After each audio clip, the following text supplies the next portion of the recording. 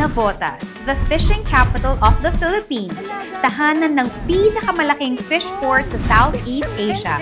Kaya naman halos 70% ng kanilang mga lokal ay kumikita through the fishing industry.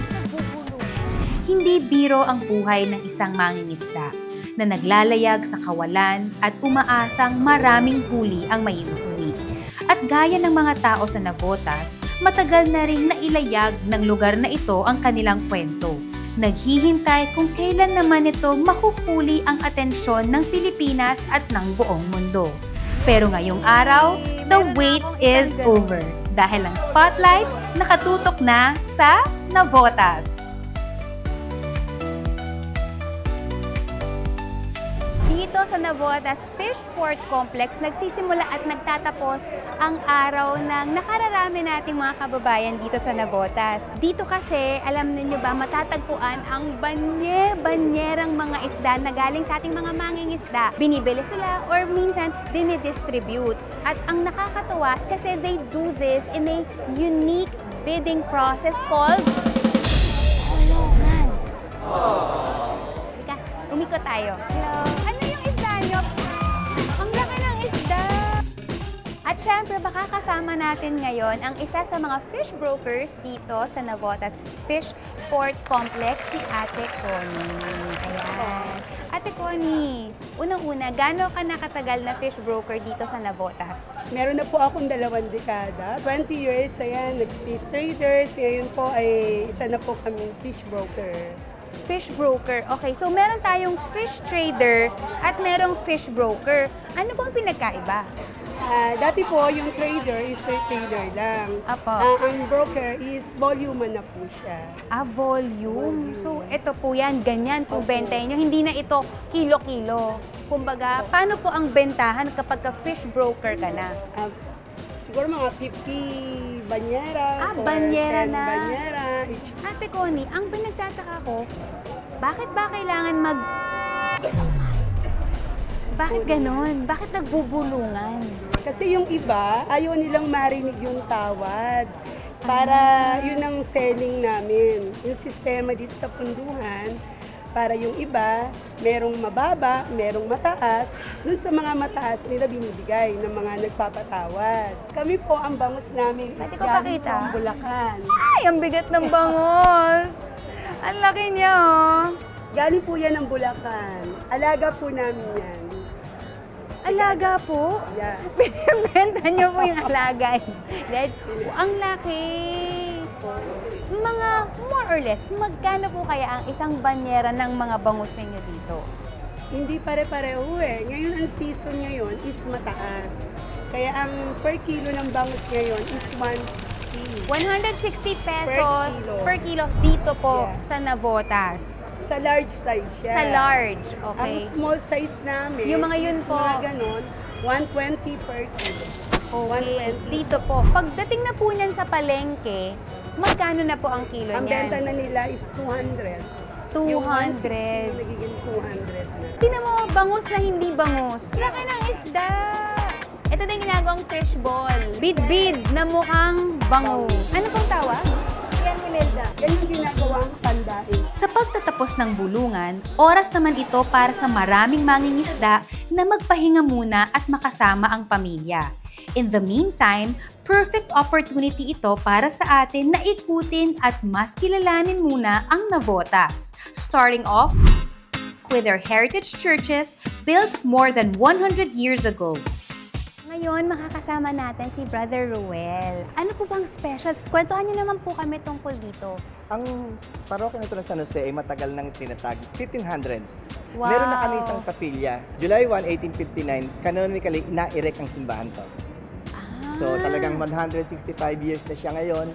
Tapos yung retablo, nire-restore namin yung pre-Vatican na retablo. Opo. At makikita niyo dyan yung mga ano natin.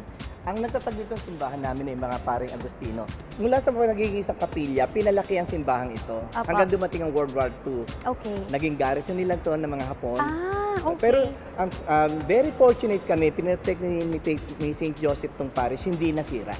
Makikita natin may mga icons sa likod, more than 100 years na rin yun. Wow. They used to be at the main altar Tapos siguro, Miss Jody, masasabi ko lang, sa richness ng history nitong parish, diniklara ito ng Navotas City Government as isang important historical site dito sa Navotas. Opo. So, Nakita ko nga po may seal kayo doon ng yes. National Historical Even Commission. the Historical Commission, Opo. kinilala niya ang papel na ginampanan ng simbahan sa Navotas. Navotas used to call bayan ng San Jose de Navotas. Ang parish na to is, ito lang yung parish sa buong Pilipinas na nakadedicated kay Santo Niño de Pasión. So, di ba kapag Santo Niño, nakangiti, di ba? Yan, o kaya parang festive. Yes, Ito kasi parang di ba yun yung oh, baby, parang baby, small version. Small version, parang happy-happy. Yes. Pero dito sa parokya na nakadedicate kay Santo Niño de Pasión ay nakikita natin na umiiyak siya because he was born na talagang to give his life for the salvation of humanity. Gaano na po katagal ang parish na ito or ang church na ito? Sa darating pong April, magse-celebrate ang parokyang ito ng 119. Ito yung mga relic, ito yung mga certificate para masabing authentic. Authentic. Yung isang relic. So, ito yung stone from the sacred cave of Nativity. Ibig sabihin, ito yung bato, yung cave, yung kuweba, kung saan pinanganak si Cristo. Si Jesus. Why maraming relics na ganito tungkol sa life ni Christ? Kasi itong parokya na ito is tinawag na Little Holy Land. So, makikita mo na kahit simpleng mamamayan ka lang, makikita mo na ito yung mga galing doon sa lugar na iyon. Ito naman din yung particle from the manger of our Lord. Yung sabsaban. Sa sabsaban. Ang pinaka-importanting relic dito sa parokyang ito is walang iba kundi itong relic of the Holy Cross. Yan po yung mismong kapiraso ng kahoy na naging saksi nung pinako si Kristo. Next naman, dito tayo sa column of flagellation. Kung maalala nyo, di ba hinampas si Kristo sa haliging bato? That's one of the part of the column kung saan siya pinaghahampas noon. Here naman, stone from the sacred Calvary. Calvary. Ito naman yung stone yung kung saan naging lugar ng kanyang kalbaryo noong siya ay naghihirap for our salvation. At ito pong last na to Last naman, kung yan ay mga naging saksi o yung mga lugar, sa ilalim po ng altar, makikita natin na hindi lang yung cross po ang nakalagay, kundi may relic din po ng mga martyrs. Sila po yung mga passionist na pare brothers, and then ito po yung relic nila.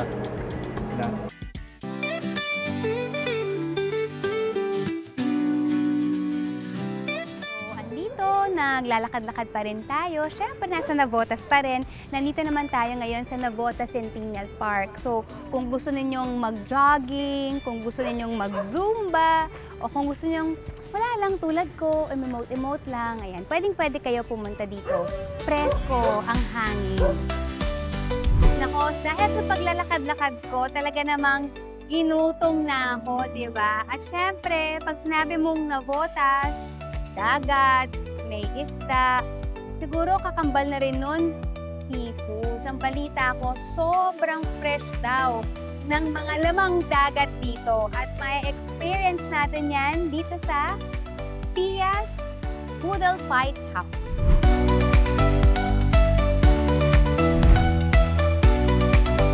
Makakasama natin ngayon si Miss Pia of Pia's Restaurant. And of course, her mother, si Miss Nerissa. Paano nag-start si Pia's Restaurant? So, nag-start po yung Pia's Restaurant noong 2003 bilang lechong manok po.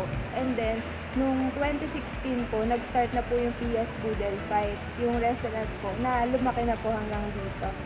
And then, doon po pinifeature po namin yung Poodle Fight na may kanin and may mga ulam po, na pinifeature rin po namin yung mga fresh seafoods po from fish port po. Ano po ang mga pagkain na talaga namang binabalik-balikan? Poodle Fight po, set meal po siya na good for 4 to hanggang 16 persons po. May menu po kami na may rice, may bangus, tilapia, hipon, pusit, at saka iba pa pong naming menu na liempo. Miss Pia, parang doon sa pagkakakwento mo, talagang ginutom na ako. Pwede ko bang matikman yung Pia's Poodle Fight na yan?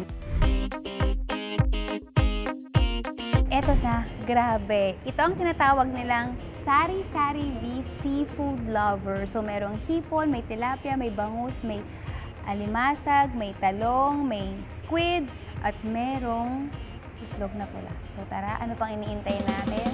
Kain na.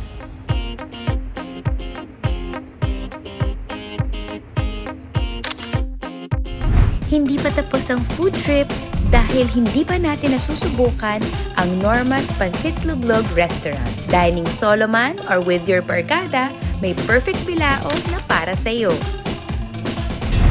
Level up na natin ang food experience natin dito sa Navotas dahil magpo-cruise lang naman tayo.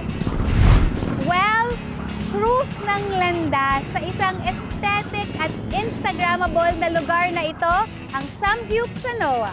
Nika! Hello, Sir Carlos. Thank you for having me. Ma'am, it's our pleasure to have you here. Grabe, alam mo, sobrang natutuwa naman ako dito sa konsepto ng lugar ninyo. Parang talaga akong nagbabakasyon at nakasakay ako sa isang cruise ship. Kwentuhan mo naman ako, paano kayo nag-come up sa ganitong konsepto? Bali, ito pong idea ng Samgyup, ma'am, dito sa barko na Noah. Nagsimula po siya dun sa grandparents ko po sa family business po namin. Ang line po kasi namin industry talaga namin nasa shipbuilding tsaka ship repair. Okay. Dati po itong building na to, ginawa ho ito as main office. Dito ang opisina. Nung lumipat ho ang opisina, doon lang ho namin rin-purpose. And then, ayun na nga po, sinadjust ng grandparents ko na restaurant daw. So ayun ho, nagsimula ho kami at nandito na po tayo ngayon. Wow! Okay, kailan nag-start si Samgyup Sanoa? Samgyup Sanoa po, ma'am, nag-start lang po kami nung patapos na po yung pandemic noong 2022 ho. So bago lang kami, startup talaga siya. And ngayon, 2 years later, medyo na-establish na din ho namin. And ngayon, kilala na dito sa Navotas. Kamusta ang prices ng Samgyup Sanoa? Affordable ba? Kayang-kaya ba ng mga Yes, kababayan very natin yan? affordable. Unlimited na po ito, pork and beef. Nag-start lang po sa 399 per head. And meron din po kami option para dun sa mga mas gusto pa po ng mas premium, 529 po per head. Yun. Okay, ayan. So pag may time kayo, pumunta na kayo dito sa MS Noa at i-visit ninyo ang Samgyup Sanoa. So ngayon, ang gagawin muna natin ay kakain muna ulit tayo. Ay, dumikit na po sa mga kaibigan. Halika na! Oy!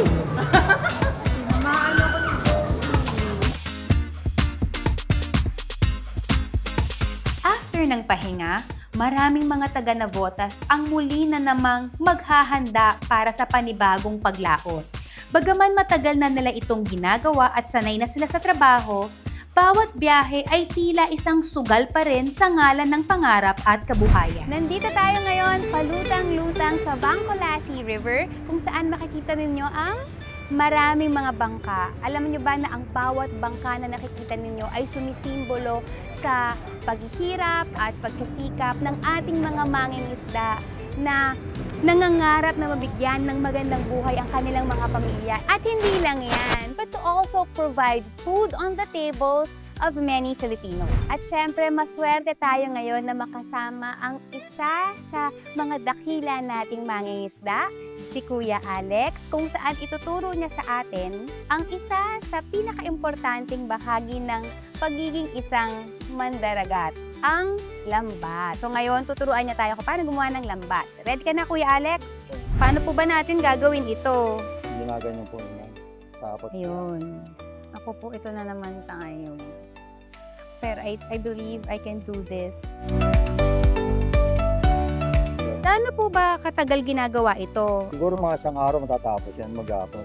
Pero kami mga sanay din, baka wala pang isang araw, tapos yan na. Sa palagay niyo po, pag ako po yung gumawa ng lambat, mga gaano po katagal? Baka abutin mga isang buwan siguro. Isang buwan po? Sobra naman kayo po. Pero tama, kasi Lang. mahirap talaga siyang gawin, ha? Anong oras po kayo pumupunta sa laot? Minsan mahalas kami alauna, madalang 1 AM. Okay. Anong oras na po kayo nakakabalik kapag ka pumalaot po kayo ng alauna? Doon po, marami na po kayong huli noon. Marami na po kayo nakuha doon. Sabi ko nakaka 2,000 na rin. Maka 2,000. 2,000. And then kasama na rin po doon pang-ulam ninyo. Nakasama na yung pangulan sa 2,000. Opo. May mga anak po kayo, Tatay Alex? 4. Nangingisda rin po sila. Tapos sila, tapos ng lahat. Nakapagtapos po sila yung 4 ninyong anak ng pag-aaral dahil po sa pangingisda ninyo. Grabe, di ba? Yay! Meron na akong isang ganun. Thank you po, Tatay Alex. Ngayon makakasama natin si Tatay Marianito de Guzman para ibahagi sa atin ang kwentong buhay ng isang mangingisda. Hello, Tatay Marianito. Salamat po at nakasama po namin kayo ngayon dito. Natutuwa rin naman ako na nakasama din namin. Tay, kwentuhan niyo naman po ako, paano po nagsimula ang pangingisda po ninyo? Nagsimula ako ng pangingisda nung 12 years old pa lang ako. 12 years old. Wow. Halos tinuro lahat sa akin ng magulang ko na naiyak tuloy ako. Na ganito, lumaki at pag-asawa, tinaguid namin ng asawa ko, yung mga anak ko, napalaki ko na pangingisda. Yung nakakakuha sa akin yung bunso ko. Yung bangka ko, halip na magkaroon ako ng bangka. Sabi ko nga, may pamilya na siya. Sa kanya ko muna ibinigay para mabuhay niya yung pamilya niya. Hanggat may magagawa sa mga anak, gagawin lahat. Dito, mapasok ako rito na bilang volunteer sa Bantay Dagat.